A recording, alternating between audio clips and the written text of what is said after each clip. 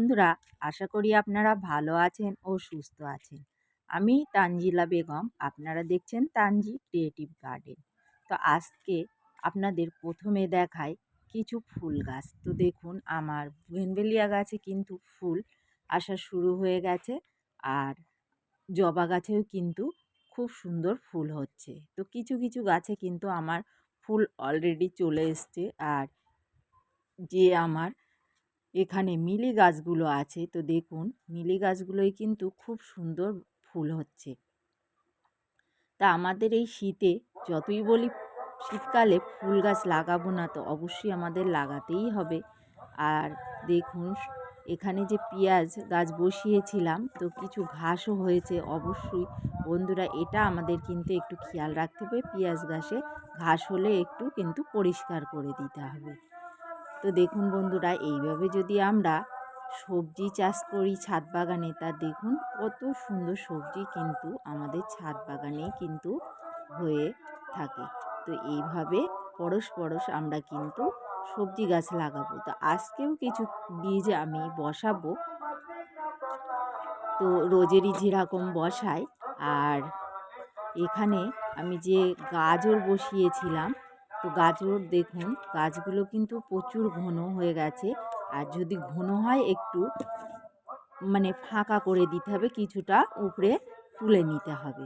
তো আজকে আমি কিছুটা কিন্তু তুলে নেব, তো আপনাদেরকে দেখাচ্ছি। আর গাজর একটু তুলে না নিলে মোটা হবে না। তো দেখুন গাজর কিন্তু চলে এসছে গোড়াতে।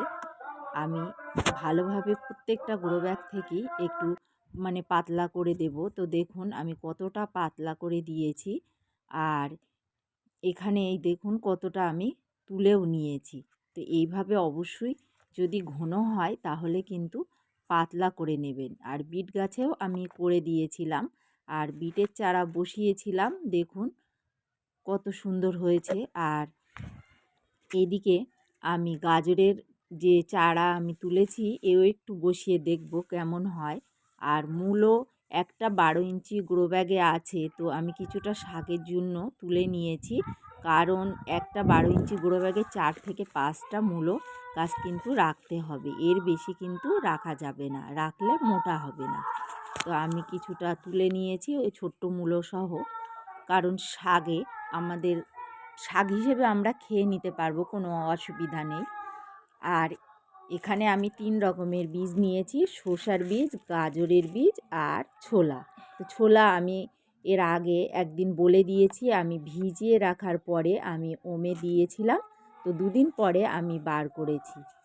তো এবারে আমি বীজগুলো বসিয়ে দেব। তো আমি আগে থেকেই মাটি রেডি করে তৈরি করে রেখে দিয়েছি। তো বন্ধুরা দেখুন, এইভাবে আমি বীজগুলো আমি বসিয়ে দিচ্ছি। তো এইভাবে ছড়িয়ে দেব, দিয়ে এর উপরে মাটির একটা লেয়ার দেব। তো এইভাবেই আমরা কিন্তু বীজ বসাবো। আর বীজ এইভাবে বসালে বন্ধুরা পরশ পরশ কিন্তু আমরা সবজিটাও হারভেস্ট করতে পারবো।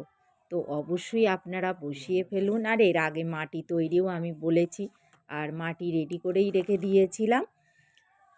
তো এইভাবেই আমি বীজ বসাচ্ছি, আর বাগান থেকে কিন্তু সবজিও হারভেস্ট করছি। তো বন্ধুরা দেখুন, আমার ছোলার বীজটা কিন্তু বসানো হয়ে গেছে। আর এই যে 12 ইঞ্চির গ্রো ব্যাগে আমি কিন্তু 4টে শসার বীজ দিয়ে দেব। তো শসার বীজ দিয়ে দিলে কিন্তু একটু শীতকালে বীজ থেকে চারা বার হতে কিন্তু একটু দেরি হয়। তো আমি 4টে বীজ দিচ্ছি, কারণ এখানে মিসও যেতে পারে। তো আমি 4টেই বীজ দিয়ে দিলাম, দিয়ে আমি চাপা দিয়ে দেব। তো এই দেওয়ার বীজ বসানোর পরে আমি কিন্তু একটা গরম কিছু কাপড় দিয়ে ঢেকেও রেখে দেব। আর এই যে গ্রো ব্যাগটা দেখছেন, এটাতে আমি বসিয়ে দেব কিছু গাজরের বীজ। তো একটু মাটি আবার দিয়ে দিচ্ছি, মাটি আর গোবর সার নিয়েছি, কারণ এটা একটু কটা বাজে কম মাটি আছে, তো একটু বেশি করেই আমি দিয়ে দিচ্ছি। আর গাজরটা কিন্তু মাটির নিচেতেই হয়, তার কারণে আমি একটু মাটি দিয়ে দিলাম আর গোবর সার।